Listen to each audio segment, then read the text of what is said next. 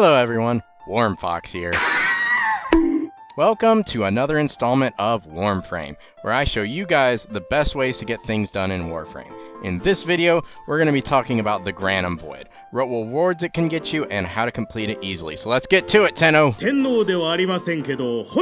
Now, before we can do a Granum Void run, we must complete the Deadlock Protocol quest, and to do that you must be Mastery Rank 4 or higher, and have completed the Xoris quest. The Deadlock Protocol quest already has us run a few mini Granum Void missions, but this video will give you all the details you should need for it regarding mechanics, rewards, and everything else you might need to know. Now that we've got the prerequisites out of the way, let's talk about what Granum Void runs actually get us in terms of loot. So the Granum Void is where you get parts for the Protea Warframe and the parts for the Stalta, Velox, and Stropha weapons. The Granum Void is also how you can spawn a Sister of Parvos, which is basically a Corpus version of a Kuvalich. These sisters, like a Kuvalich, give you special weapons called Tenet weapons, which are stronger versions of certain Corpus weapons. So before we go and actually do a Granum Void mission, we need to get a good gear setup for it. Personally, I recommend one of 3 Warframes for completing a Granum Void mission. The first Warframe I recommend is to bring any generic tanky Warframe and just kill things with the Xoris melee weapon, of which the mechanics of the Xoris we will go over later. For simplicity with my tanky Warframe, I like to bring Inaros with high armor, high health, adaptation, and, if you have it, Arcane Grace. Very straightforward. You can also add Gloom using Helmet if you like. Second, I recommend Octavia and using her first ability to kill the Spectre enemies by having them damage themselves to death, and using her third ability to stay invisible, avoiding enemy fire. In the Granum Void, it is best to have the enemies flock to one area, so it's best not to use her second ability as it causes the enemies to follow it, and it picks up the token of your first ability, making the enemies move around a lot, which is not optimal. Here's the build I use for my Octavia that prioritizes range, then prioritizes duration, then strength. Being that I don't use Octavia's second ability for this, I opted to put on Dispensary instead using Helmet, so I can get more energy for my abilities to keep them up. Arcane Energize would definitely pair well with this, but Dispensary and Arcane Energize are not completely necessary if you don't have them. If you are planning on getting a Sister of Parvos, I would definitely recommend playing Octavia, as she gives the sisters weapon damage radiation, which is generally the most effective damage type in the entire game. And finally, the last Warframe I recommend for Granum Void runs is Mesa, using her third ability for dealing with enemy shots and her fourth ability for killing enemies extremely quickly. For this use of Mesa, you don't actually need as much strength as you would on a normal Mesa build. I opted to go for the Mesa's Waltz Augment, high duration, low range, high energy max, and high efficiency so I could keep my Peacemakers up as long as I can. High duration not only helps with decreasing the energy drain of your Peacemakers, but it also increases the duration of her third ability, which is crucial for survival. For Arcanes, I went with Energize and Velocity. Energize is definitely not necessary, but it's nice to have for sure. And Velocity is very good on Mesa for overall killing power. I also decided to put Dispensary on her 1 using Helmet. This pairs very well with Arcane Energize and already having high duration. Now, regardless of which Warframe you bring, you should always bring the Xoris melee weapon, which you get from the Deadlock Protocol quest. The Xoris makes it very easy to kill the enemies in the Granum Void with its unique charge system and ability to free the Xoris NPCs that are floating around in the Granum Void. The benefit to freeing these NPCs is it increases your time in the Granum Void, which makes it easier to get as many kills as you need, then making it easier to get the C rotation rewards, which we will talk about later. Just know that it's best to bring the Xoris melee weapon at all times. Now that we've covered what you need to bring to a Granum Void run, let's go over what you need to start a Granum Void run. Before we enter the Granum Void, you must have a Granum Crown, which drops from a Corpus Treasurer enemy, which randomly spawns in Corpus ship tile set missions. You can tell if a mission is a Corpus ship mission if it appears as a ship on the star chart on a Corpus mission node. For example, if we look at Jupiter, the mission Ilara is not a Corpus ship mission because the mission node is visually on the planet itself. However, Adrastrea is a Corpus ship mission because it visually looks like a spaceship when we're looking at it on the star chart. The Corpus treasurers that drop the Granum crowns generally spawn between 2 to 8 minutes into a mission. Only one treasurer will spawn per mission, however, so you can't go on to a survival and just get a whole bunch of crowns. Time to collect my Granum tax. Cringe. Oh, I'm so sorry for being Cringe. Once you have the Granum crown, you then take it to another Corpus ship tile set mission and use it at the golden hand you'll find in certain rooms.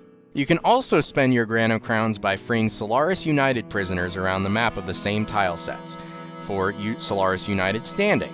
This, however, is undeniably not worth it. The standing is much easier to get via other methods, and you don't get much at all considering you need to spend a Granum crown, which could be used in better ways. Help! Somebody help! I don't know. I don't want to spend a Granum crown. What, Granum crown? No, Hey, I'm going. Help! I'm sorry. Help. Sorry, Come bye. on, Bye-bye. Help me! Anyways, the mission node I like to use for Granum Void runs is Hydra on Pluto because it's a capture mission which allows me to focus on and complete the capture mission objective before I look for the golden hand. This mission is also high enough level to replenish the Zenith Granum crown you would spend if you were trying to spawn a Sister of Parvos. A lot of times if you want to spawn a sister, you're going to be doing the same run multiple times and spending a lot of Zenith Granum crowns. So if every time you run one, you get one back, that's great, because then you're not really losing any if you're doing a bunch of runs. This also helps avoid separate farming for Zenith Granum crowns. If you, however, are not worrying about spawning a Sister of Parvos, a much lower level mission that is easier to do is Skyresh on Phobos. So once you get into the mission, you need to do 2 things. 1, capture the VIP target, and 2, find a golden hand statue. What I like to do is capture the VIP, then look for the golden hand. That way, I have no chance of failing the mission. If I find a golden hand on the way to the capture target, I mark it for myself using the G key and then come back to it later. Once you capture the VIP target and get to the golden hand, you activate the console in front of the hand and spend a Granum crown. The 3 different levels of Granum crowns give different reward pools from the Granum Void. If you are looking to spawn a Sister of Parvos, you have to spend a Zenith Granum crown and kill at least 25 of the specters inside the Granum Void. Now, that required kill count goes up by 25 for each extra squad member you have. Hey, do you happen to have 25 specters in there? Yes, I have 25 specters. I don't believe you. I'm going. So to spawn a Sister of Parvos, a squad of 1 would require 25 kills, a squad of 2 would require 50 kills, a squad of 3 requiring 75, and a squad of 4 would require 100 kills in the Granum Void to spawn a Sister of Parvos. Now those same numbers that I just gave you will also get you an A rotation on the drop tables. If you are looking to get a B rotation, you need to get 25 kills on top of that. And if looking to get a C rotation, you need to get 50 kills on top of that. And unlike most missions in the Granum Void, when you get a B rotation reward, you also get an A rotation reward. And when you get a C rotation reward, you also get a B and also an A. So if you get a B rotation reward, you get B and A. If you get a C rotation reward, you get A, B, and C. Now let's talk about the Xoris melee mechanics. The Xoris melee weapon can really help with these runs by increasing the time limit a lot by throwing and exploding the Xoris near the Solaris United NPCs. For those that don't know, you can throw any glaive thrown melee weapon in the game by holding the melee button, Then, while it is in flight, you can explode it by hitting the heavy attack button. Defaultly on PC, you would hold E to throw it, and then middle click it mid-flight to explode it, and damage nearby enemies. You can gain charges on your Xoris by killing the specters in the Granum Void. When you get 3 charges, you can explode it near one of the floating Solaris NPCs and get extra time in the Granum Void, as well as a small bit of standing for Solaris United. You can also get a few extra seconds in the Granum Void by collecting these small little pyramid-looking things around the map and that the enemies drop. After you get enough Spectre kills to get a C rotation reward, you will be automatically timed out of the Granum Void in just a few seconds. Please, I'll give you a C rotation. Please. I don't know. Sounds like you're scamming. I'm not scamming you. I'm desperate. Dude, shut up. I'm watching a Warframe tutorial right now. If you were going to the Granum Void to spawn a Sister of Parvos, then after you have left the Granum Void, where you get enough kills, you need to wait for a candidate enemy to spawn in the mission, which will come after you hear a message from Vala Glarios. After the message appears, the candidate will be marked red on the map like a capture or assassinate target. Find the candidate, kill them, and you can mercy kill them to start a Sister of Parvos. Before you mercy kill them, you can see what weapon they hold and choose to spawn the sister or not. If you see a weapon you want, mercy kill the candidate.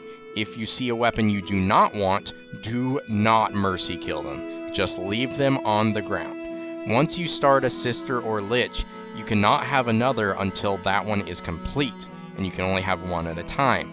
If you want a different weapon, you will need to spawn another candidate in another mission and start the process over again in the Granum Void.